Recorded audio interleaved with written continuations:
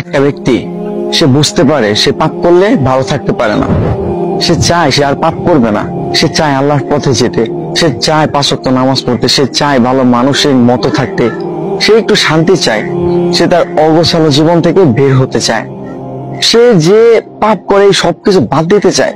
কিন্তু এরপরও মানুষের ধোঁকা, নিজের পরিবেশ, শয়তানের ধোঁকা, নিজের নফসের ধোঁকা, এই সবকিছু মিলে পাপ করে ফেলে।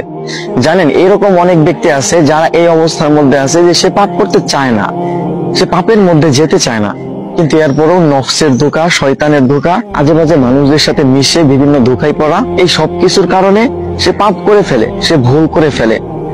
কিন্তু একটা মানুষ সে যখন ভুল করবে আবার তওবা করবে, আবার ভুল করবে, আবার তওবা করবে, এই মানুষটা যদি এইভাবে চালায় যাইতে থাকে এবং একটা সময় গিয়ে হয়তো আল্লাহ তাআলা চাইলে সে একদম পাপ থেকে মুক্ত হয়ে যাবে, সে একদম ভালো হয়ে যাবে।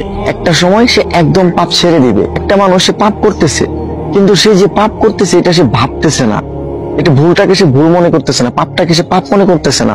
সে একটা খারাপ কাজ করতেছে, সে পাপ করতেছে, তার কাছে মনে হচ্ছে না যে এটা ভুল, এটা খারাপ, এটা পাপ, আল্লাহ তাআলা এটা অপছন্দ করেন, আল্লাহ তাআলা এটা থেকে দূরে থাকতে বলছে। এই মানুষটা যদি পাপ করার সাথে সাথে এইরকম চিন্তা করে আর মাফ না চায়, তাহলে এই মানুষটাই মূলত পাপের কারণে ধ্বংস হয়। এই ধরনের মানুষ, হ্যাঁ, এই ধরনের মানুষের মূলত পাপের কারণে ধ্বংস হয়। কিন্তু যেই মানুষগুলা পাপ করে আবার আল্লাহ তাআলার কাছে মাফ চায়, সে পাপের জন্য তওবা করে, সে আল্লাহ তাআলার দিকে ফিরে যেতে চায়, এই ধরনের মানুষ ইনশাআল্লাহ একটা সময় গিয়ে সে ধীরে ধীরে ধীরে ধীরে যখন পাপ করে আবার আল্লাহ তাআলার কাছে মাফ চায়, তখন এই যে তার এইভাবে চলতে থাকে, তখন না সে একটা সময় গিয়ে বুঝতে পারে যে আসলে পাপ করার যে খারাপ প্রতিক্রিয়াগুলো আছে সেইগুলা কি।